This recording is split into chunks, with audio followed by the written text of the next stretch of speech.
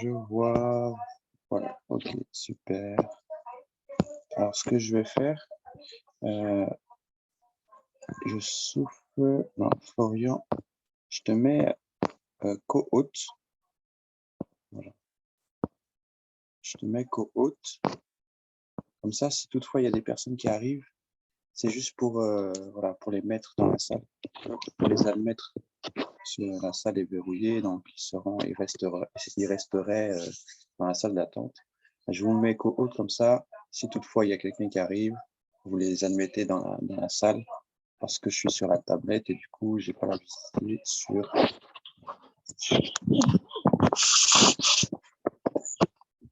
Ah, ah oui, c'est ça.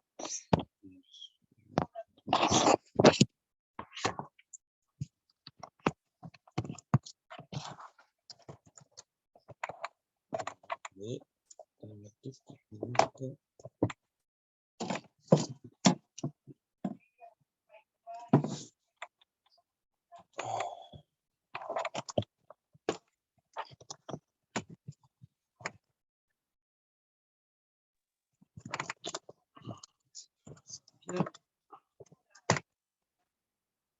Voilà, parfait. Et la chose la plus importante, c'est ma Bible. Voilà. C'est parfait. On est prêt à commencer.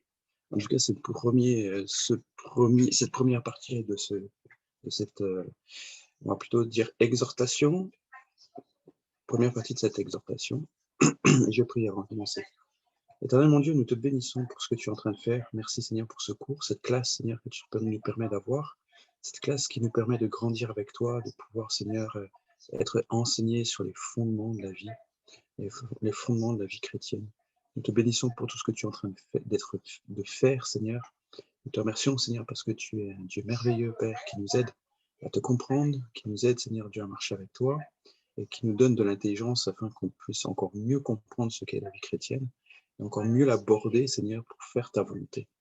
Nous te remettons, Seigneur, entre tes mains cette classe, qu'elle nous fasse du bien, qu'elle nous permette de rentrer davantage dans les principes du royaume afin d'activer les leviers qui vont nous permettre de passer à la vitesse supérieure avec toi et d'accomplir ta volonté. Éternel mon Dieu, viens nous inspirer ce matin encore, viens nous aider à la compréhension et que ton nom soit glorifié. Au nom de Jésus.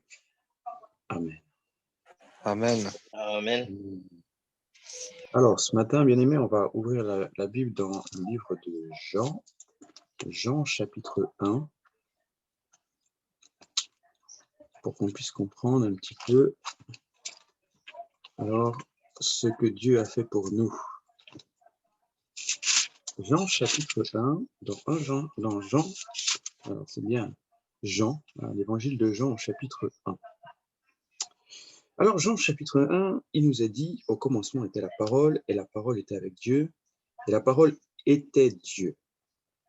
Elle était au commencement avec Dieu. Toutes choses ont été créées, ont été faites par elle, et rien de ce qui a été fait n'a été fait sans elle. En elle était la vie, et la vie était la lumière des hommes. La lumière luit dans les ténèbres, et les ténèbres ne l'ont point reçue.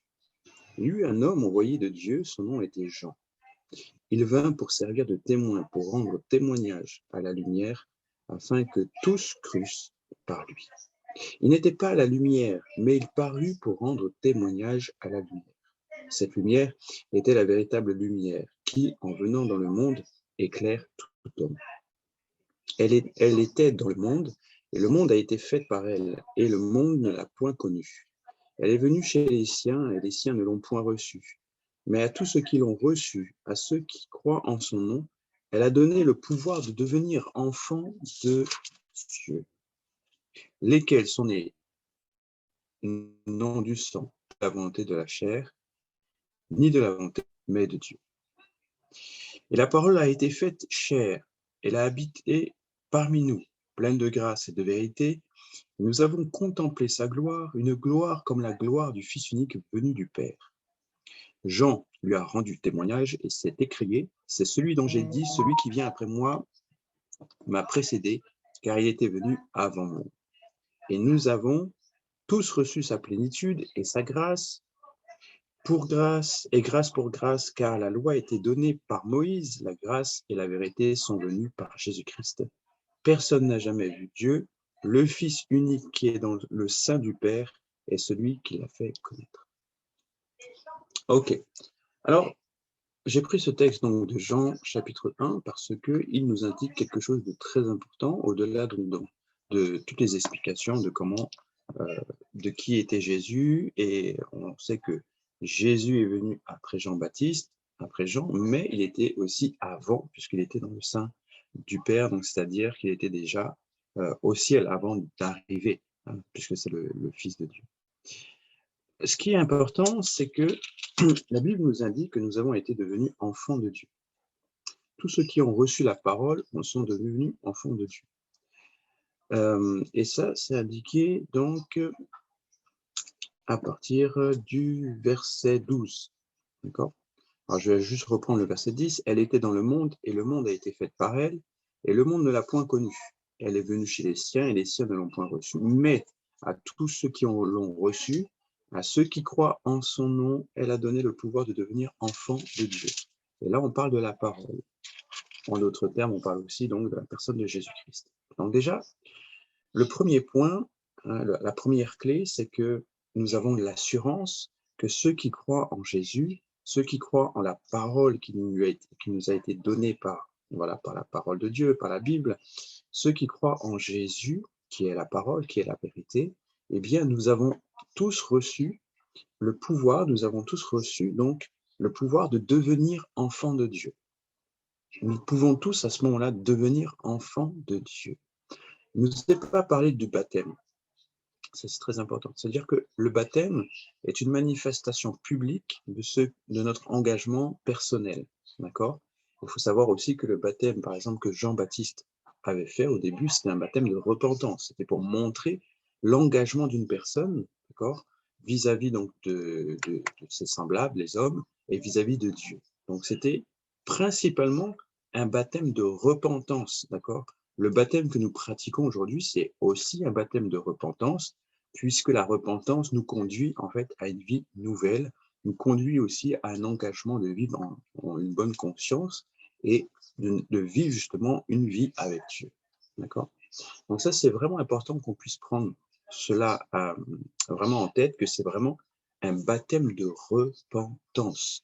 C'est comme si on déclarait qu'on veut se repentir de tous nos péchés une fois pour toutes. D'accord ? Comme Jésus est mort une fois pour toutes, nous passons par les eaux du baptême une fois aussi pour toutes.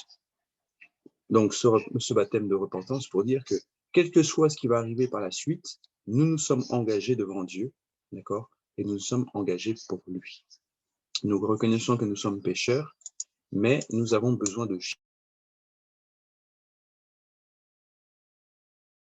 C'est important, cette première clé, de savoir que même si je ne suis pas encore passé par les eaux du baptême, je suis déjà enfant de Dieu parce que j'ai cru et j'ai le pouvoir. Alors, ce qui est intéressant dans ce verset, c'est que on parle du pouvoir. Le pouvoir, elle a donné le pouvoir de devenir enfant de Dieu. Donc, c'est-à-dire que là, on parle du pouvoir dans le sens où elle vous donne la possibilité, d'accord, le pouvoir, la possibilité de devenir enfant de Dieu. Donc, c'est-à-dire qu'il y a des personnes qui peuvent recevoir, d'accord, qui peuvent entendre parler de Dieu, d'accord, et qui peuvent, recevoir ce pouvoir, mais qui ne le mettent pas en pratique, d'accord, et donc, du coup, ils ne sont pas enfants de Dieu.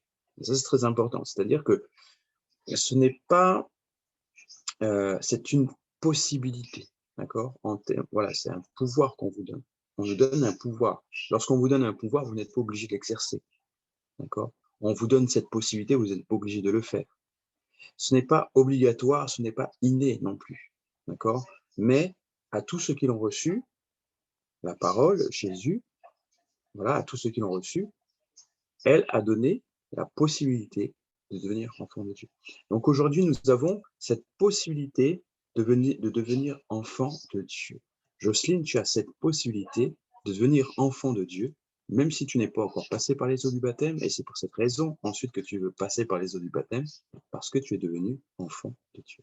D'accord.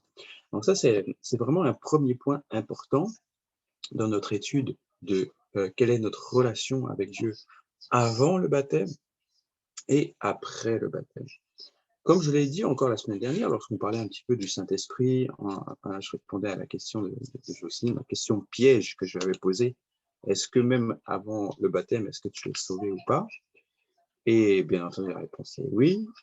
Et du coup, j'avais pris le texte dans Actes, celui qui nous fait mention de l'histoire de Corneille. Alors, je vais essayer de retrouver le passage. C'est dans Actes, ça doit être dans les débuts de Actes. Verset 2. Actes chapitre combien? 10, verset 22. Voilà, 10, 22, exact. Voilà, exactement, j'y suis. Merci beaucoup. Alors, nous avons vu donc l'histoire de Corneille la semaine dernière, et puis on va y retourner un petit peu parce que c'est important de bien comprendre cette histoire. Donc, on a Corneille, donc je suis dans Actes chapitre 10, hein, donc au début du verset 1 à 7, c'est un ange qui vient en fait, qui vient voir Pierre, d'accord? Enfin, c'est des personnes qui vont voir Pierre, et ensuite à partir du verset 9, il y a donc du coup Pierre qui reçoit une vision, voilà. Il va recevoir une vision. Il reçoit une vision. Voilà. Et puis ensuite, il va voir donc Pierre, ensuite, on est au verset 24, il va donc aller à Joppé et il va discuter avec Corneille et toute sa famille. Alors, au verset 34, il est dit que Pierre, ouvrant la bouche, dit « En vérité, je reconnais que Dieu ne fait exception de personne, mais qu'en toute nation, celui qui le craint et pratique la justice lui est agréable. » D'accord? En toute nation, celui qui pratique la justice et qui craint Dieu lui est agréable. On ne parle pas de baptême. Pierre fait ce constat par rapport à Corneille, qui est un païen et qui n'est pas encore baptisé, d'accord, mais qui sert Dieu. Et Dieu a envoyé un ange parler à Pierre pour qu'il puisse venir parler avec Corneille. Donc ça, c'est important de savoir que même si nous ne sommes pas encore baptisés, et comme je disais la semaine dernière, même si encore, ne serait-ce que nous n'avons pas encore accepté Jésus dans notre vie, mais parce que nous craignons Dieu dans notre vie, parce que nous pratiquons la justice, alors nous sommes agréables à Dieu. Alors au verset 36, c'est marqué, il a envoyé la parole aux fils d'Israël en leur annonçant la paix par Jésus-Christ, qui est le Seigneur de tous. Vous savez ce qui est arrivé dans toute la Judée après avoir commencé en Galilée à la suite du baptême que Jean a prêché. Vous savez comment Dieu a oint le Saint-Esprit de toute force, le Saint-Esprit a oint du Saint-Esprit de force Jésus de Nazareth, qui allait de lieu en lieu, faisant du bien et guérissant tous ceux qui étaient sous l'emprise du diable, car Dieu est avec lui. Voilà. Et puis donc il déclare que nous sommes témoins, etc., etc. Au verset 44, il est marqué ceci. Comme Pierre prononçait encore ces mots, le Saint-Esprit descendit sur tous ceux qui écoutaient la parole. Tous les fidèles circoncis qui étaient venus avec Pierre furent étonnés de ce que le don du Saint-Esprit était aussi répandu sur les païens, car ils les entendaient parler en langue et glorifier Dieu. Alors Pierre fait ce constat. Peut-on refuser l'eau du baptême à ceux qui l'ont reçu, à ceux qui ont reçu le Saint-Esprit, aussi bien que nous? Et donc, il ordonna qu'ils fussent baptisés au nom du Seigneur, sur quoi ils le prièrent de rester quelques jours auprès d'eux. Alors, cette histoire nous annonce quoi? Cette histoire nous annonce bonjour à Jaël qui est arrivé. Alors, cette histoire nous enseigne quoi? Elle nous enseigne que le Saint-Esprit, voilà. Elle nous enseigne qu'il y a des personnes qui peuvent recevoir Jésus sans même faire une prière de repentance. Ils peuvent recevoir Jésus sans même le savoir, dans le sens où ils craignent Dieu, ils servent Dieu, ils craignent Dieu. Et à ce moment-là, le Seigneur, en fait d'eux des enfants, ses enfants, d'accord, parce qu'ils ont reçu la parole. Ils n'ont pas été réfractaires à cette parole, ils l'ont reçue. Et à ce moment-là, il y a des personnes qui reçoivent Jésus sans le savoir. Et à ce moment-là, parce qu'ils ont déjà reçu Jésus, eh bien, ils sont à même de recevoir le Saint-Esprit. D'accord? Ça, c'est très important. On ne peut pas recevoir le Saint-Esprit si nous n'avons pas déjà reçu Jésus.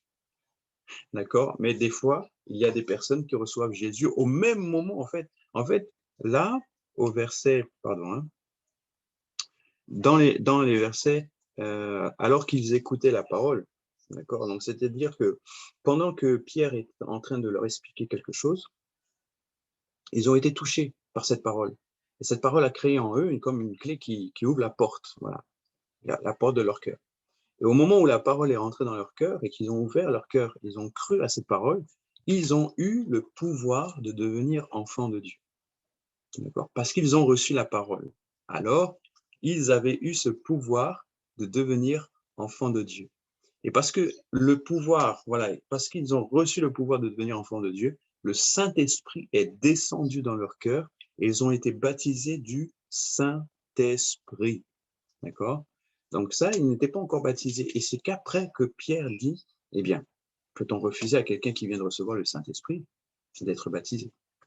Donc on voit que ici, des païens, entre guillemets, des personnes qui n'avaient pas encore, qui n'étaient pas, voilà, qui n'étaient pas engagées dans le Seigneur, des personnes qui ils voulaient peut-être se faire baptiser, des personnes qui voulaient en apprendre plus sur Dieu, des personnes qui craignaient le Seigneur, voilà, des personnes qui avaient une bonne vie, qui avaient des bons principes et qui n'étaient pas réfractaires à la parole de Dieu, mais qui l'ont écouté, qui ont écouté voilà, cette parole et qui ont ouvert leur cœur, eh bien, ont été favorables et agréables à Dieu. Ce qu'il est dit au verset 35. Hein.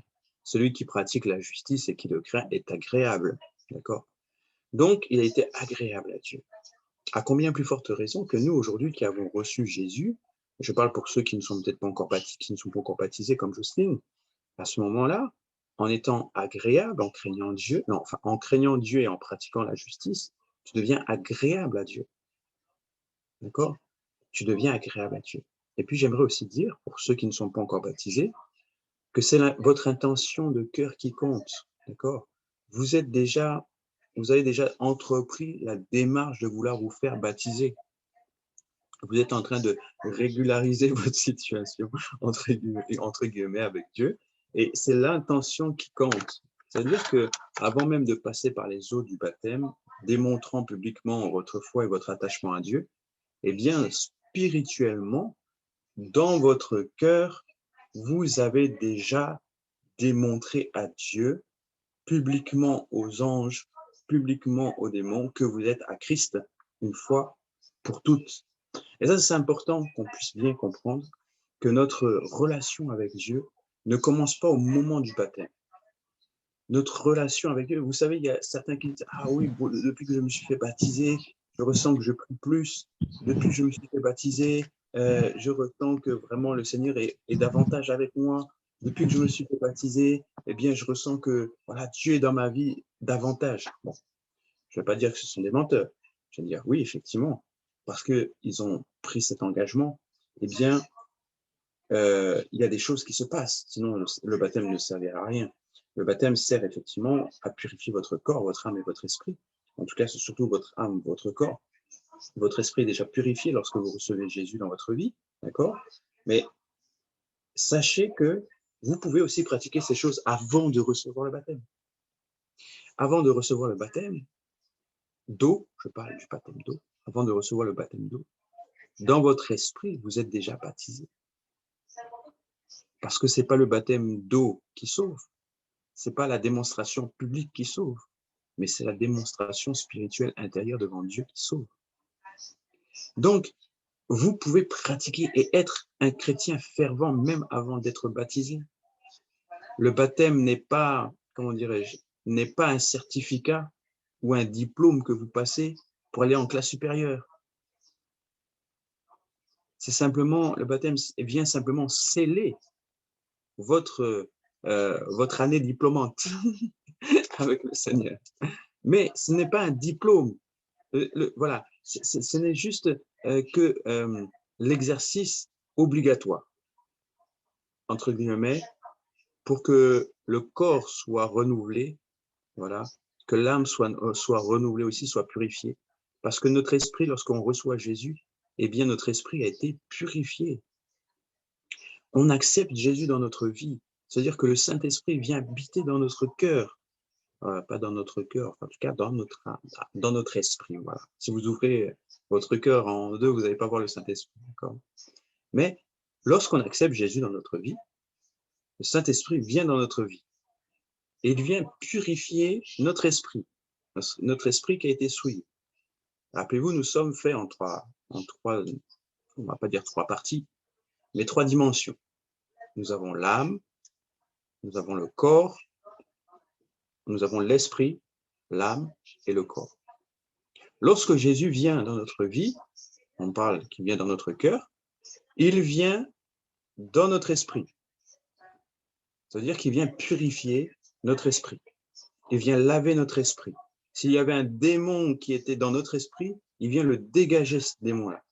Et il vient prendre toute la place dans notre esprit. C'est-à-dire la tour de contrôle, ce qui va décider, ce qui va nous aider à prendre des décisions, ce qui va nous aider en fait à aller de l'avant, ce qui va nous aider, parce que le Saint-Esprit, on dit que c'est le conseiller, le consolateur, il viendra nous enseigner toutes choses. Ça, c'est dans Actes chapitre 1, où le Seigneur est en train de dire « Attendez à Jérusalem, je vais demander au Père qu'il puisse vous envoyer le Saint-Esprit, le consolateur, celui qui va vous enseigner toutes choses. » Donc ça, c'est lorsque vous recevez Jésus, le Saint-Esprit vient dans votre esprit.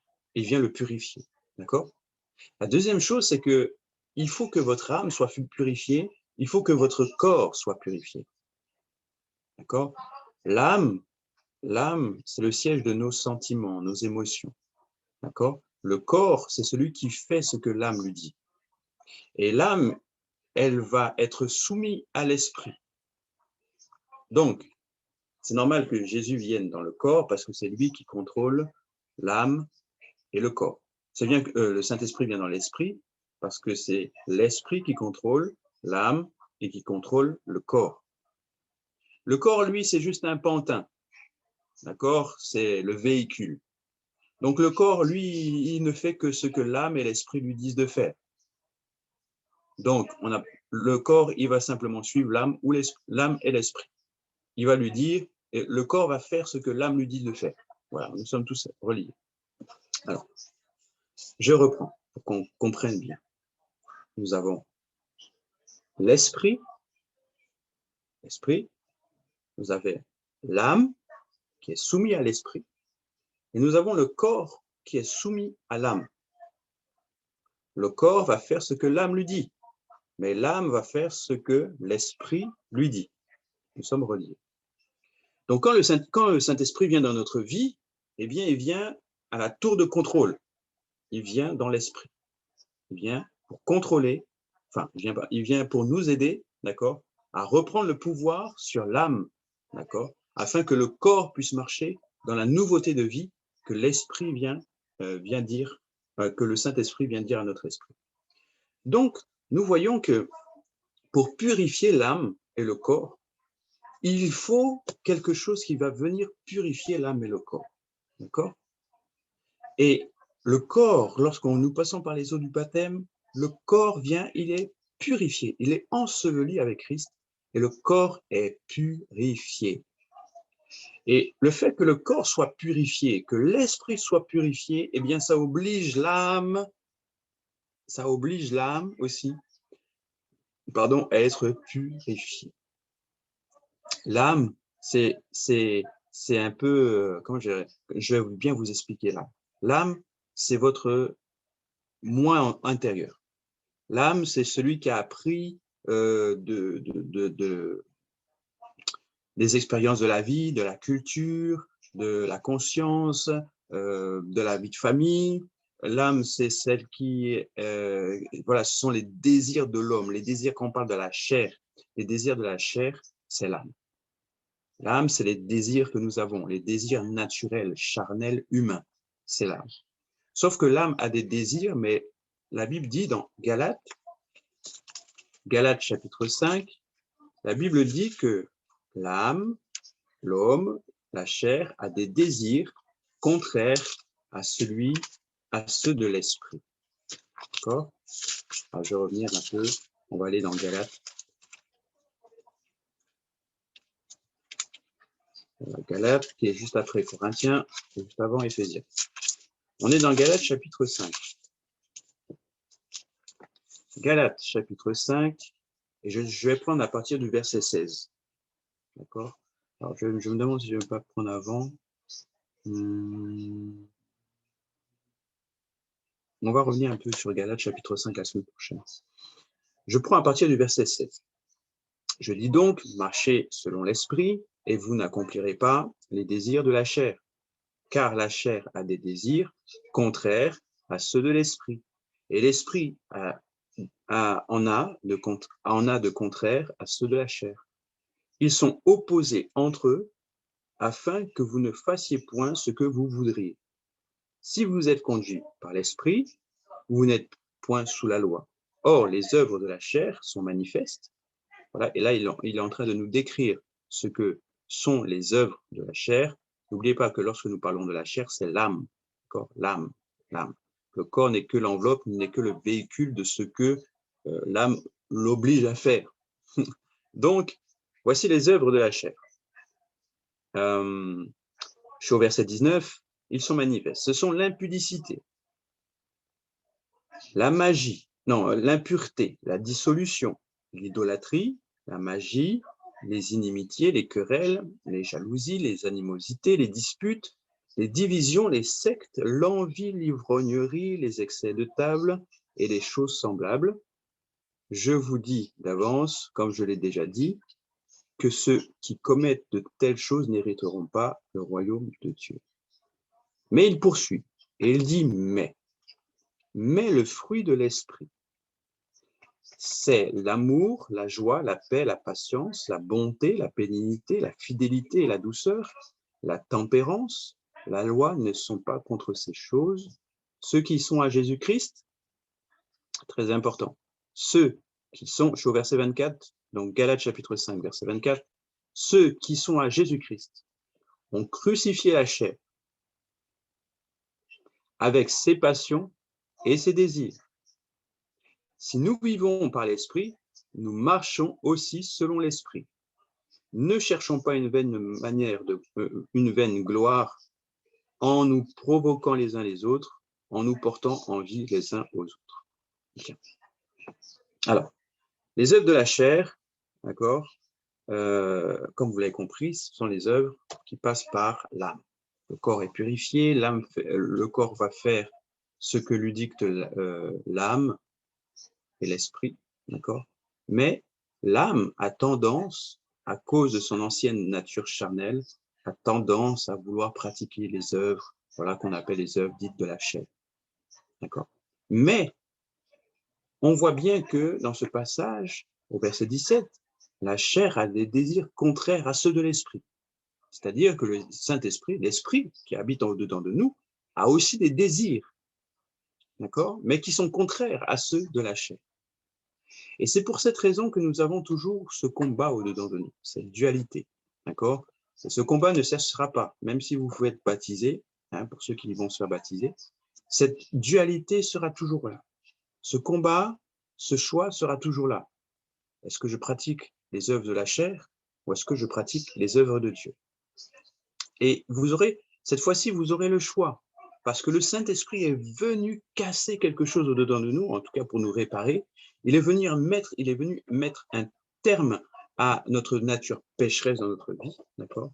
Il a changé notre nature pécheresse afin que nous puissions devenir enfants de Dieu. Rappelez-vous, nous avons le pouvoir de devenir enfants de Dieu. C'est-à-dire que parce que nous avons cette possibilité, nous avons donc ce choix à faire pour devenir enfants de Dieu.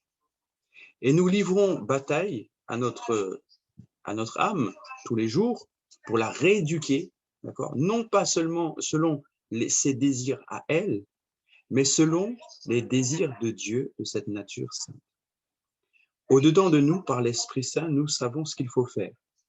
Parce que le Saint-Esprit nous donne de savoir ce qui est pur de ce qui est impur. Et lorsque nous sommes en face du péché et que la chair aimerait se rebeller, hein, l'âme veut se faire plaisir, eh bien, l'Esprit de Dieu va lui dire non, non, tu ne vas pas te faire plaisir. Là, c'est l'Esprit de Dieu qui contrôle. Là, c'est l'Esprit. Non, non, on ne va pas faire ce que tu as l'habitude de faire Maintenant, on va faire ce que nous devons faire et je vais te rééduquer. Vous savez, n'a pas toujours été, l'âme n'a pas toujours été, la chair n'a pas toujours été, en fait, n'a pas toujours eu des désirs contraires à ceux de l'esprit. Et ça, c'est important que vous puissiez comprendre que dans le jardin d'Éden, d'accord, dans le jardin d'Éden, lorsque Dieu a créé l'homme et la femme, il les a créés parfaits. Il n'y avait pas encore les désirs, d'accord, les désirs contraires à ceux de l'esprit.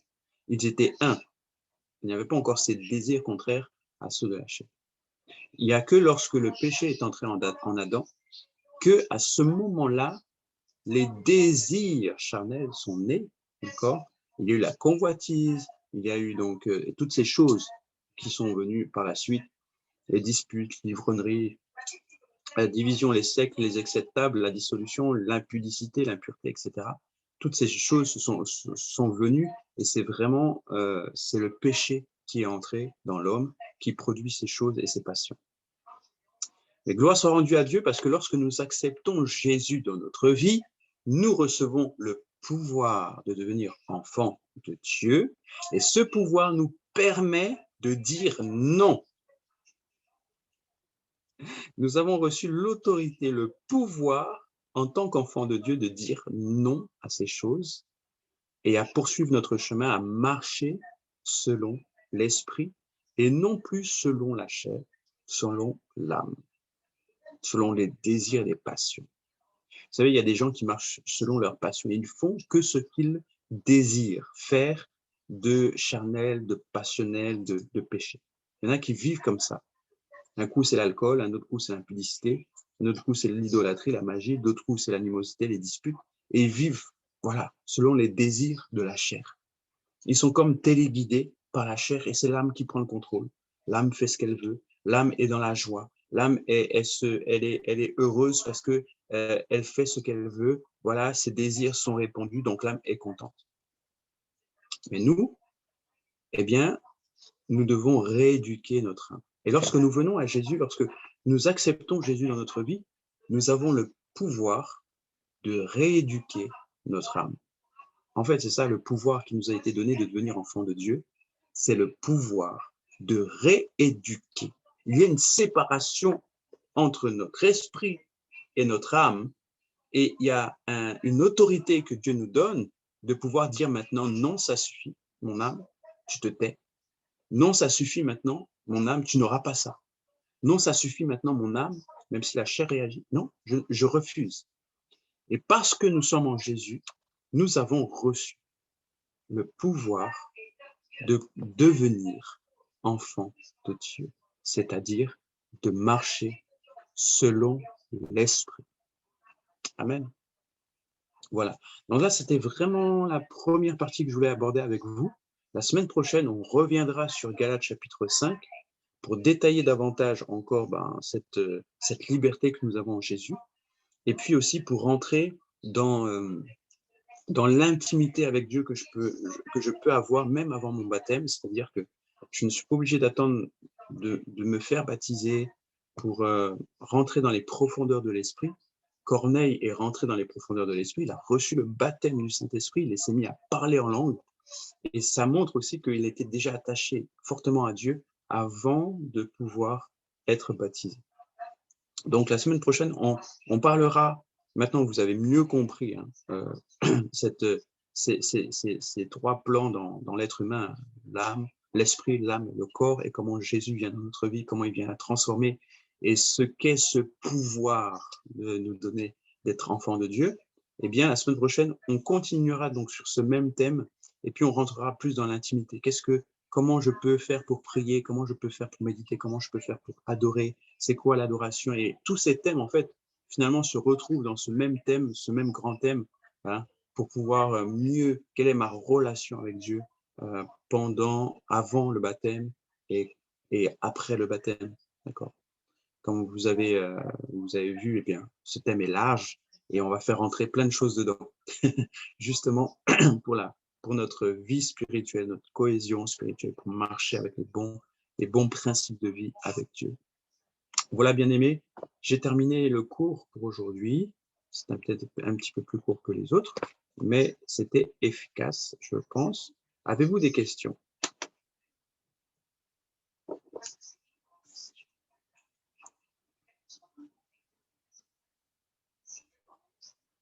Avez-vous des questions? Moi, j'ai une question, parce Oui. en fait, j'écoutais et moi, je me suis toujours dit, en fait, l'âme n'est pas censée être neutre, c'est-à-dire, c'est pas elle qui exécute soit les choses de l'esprit ou soit les choses du corps, et en fait, elle est neutre au milieu. Ah non, l'âme n'est pas neutre. D'accord. L'âme n'est pas neutre. L'âme, c'est la vie aussi. Mais en fait, l'âme, c'est le siège de nos sentiments et tout ce qui est attribué à l'humanité de l'homme. Ça, c'est l'âme. Parce D'accord. que l'âme est venue comment? L'âme, il faut remonter donc dans Genèse chapitre 1, Genèse chapitre 1, chapitre 2 même. Et c'est là où nous avons l'explication de ce qu'est l'âme. L'âme a été créée parce que nous sommes humains. Dans Genèse chapitre, je vais te dire chapitre 2, ça doit être chapitre 2. Alors, ça allait à la création, voilà. Je suis dans Genèse chapitre 2, verset 7. C'est ça. Dieu forma l'homme, l'Éternel Dieu forma l'homme de la poussière de la terre.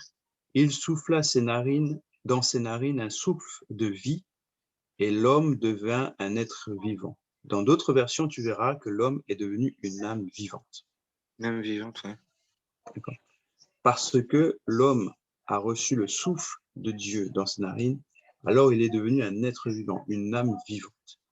Et en fait, c'est la rencontre entre le souffle de Dieu et la nature humaine qui crée l'âme. Et l'âme, c'est la nature même de l'homme. Parce que à la fin, qu'est-ce qui est sauvé? C'est notre âme. C'est l'âme. Voilà.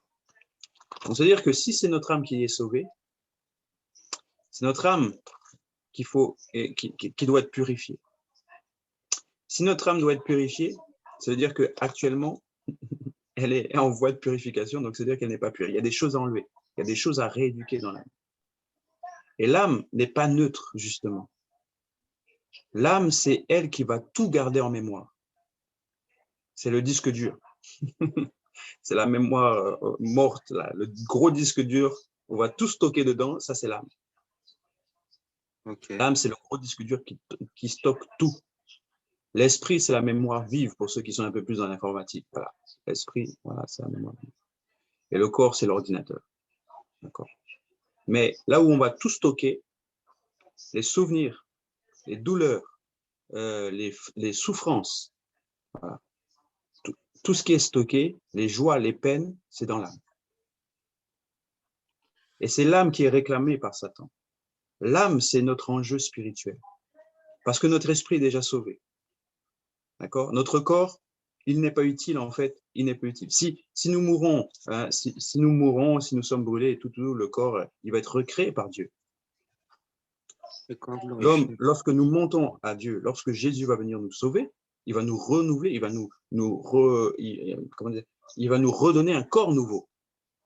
Les corps glorifiés, là. Comment? Les corps glorifiés qui parlent dans les Voilà, lettres. exactement. Les corps glorifiés. Donc, c'est-à-dire que Dieu est capable de nous redonner un nouveau corps. Il nous a déjà donné un nouvel esprit. Mais ce qui n'est, enfin, je ne vais pas dire que Dieu n'est pas capable de le faire, mais ce qui fait de nous des êtres humains, des êtres vivants, c'est notre âme. C'est là que siège la volonté, en fait. Exactement. L'âme, c'est le croisement, le mélange du spirituel et du naturel. Parce que l'âme a été créée parce que le divin a été mis dans quelque chose de naturel. Alors, il y a eu formation de l'âme. D'accord? Ça, c'est vraiment. L'âme est à la fois, en fait, l'âme est comme une porte entre le monde spirituel et le monde naturel. Voilà, je ne sais pas comment te l'expliquer en mieux, mais l'âme peut être dans l'âme peut être dans le naturel et dans le spirituel. Donc, ce qui est sauvé à la fin, c'est l'âme. D'accord. D'accord? Et c'est pour ça qu'on dit on est des gagneurs d'âme. On va gagner quoi? On ne gagne pas les personnes, on gagne les âmes. Parce que c'est l'âme qui doit être sauvée. Et donc, c'est pour cette raison que nous avons toujours cette dualité au-dedans de nous et que nous voulons grandir avec le Seigneur, que nous faisons, voilà, comment nous grandissons, c'est parce que nous portons le fruit de la repentance. Nous marchons en nouveauté de vie, nous marchons selon les désirs de l'esprit et non plus selon les désirs de la chair, c'est-à-dire les désirs de l'âme. D'accord? Donc voilà un peu, c'est vraiment important. Ta question est très pertinente, merci beaucoup. Ça permet d'étayer mieux et de mieux comprendre ce qu'est l'âme et son importance dans notre vie spirituelle. Ok. Voilà, bien-aimés, est-ce que c'est clair pour vous? C'est surtout important. C'est parfait. C'est clair. Ok, bien, écoutez, on va terminer. Et puis, du coup, Florian, je te demande de prier pour la fin, si tu veux bien. D'accord. Éternel Père de grâce, nous bénissons ton nom et nous te rendons grâce. Nous voulons te remercier, Seigneur, pour ces temps que tu nous as permis, Seigneur, de passer dans ta présence. Ta parole déclare, Père, que là où deux ou trois sont réunis en ton nom, tu es au milieu de nous. Et nous croyons, Père éternel, que tu étais au milieu de nous, Seigneur. Merci, Père éternel, d'avoir suscité ton serviteur, Seigneur, pour nous parler de ta part. Donne-nous, nous te prions, Père éternel, afin que les semences, Seigneur, que tu nous as données ne soient pas ensemencées dans des terres arides, Seigneur, mais dans des terres fertiles. Que ton esprit, Seigneur, vienne renouveler notre intelligence, de sorte que nous puissions non pas nous conformer au siècle présent, mais que nous puissions discerner ta volonté, celle qui est bonne, agréable et parfaite. Donne-nous la force, Seigneur, de nous affectionner aux choses d'en haut, Seigneur, et non pas à celles qui sont sur la terre.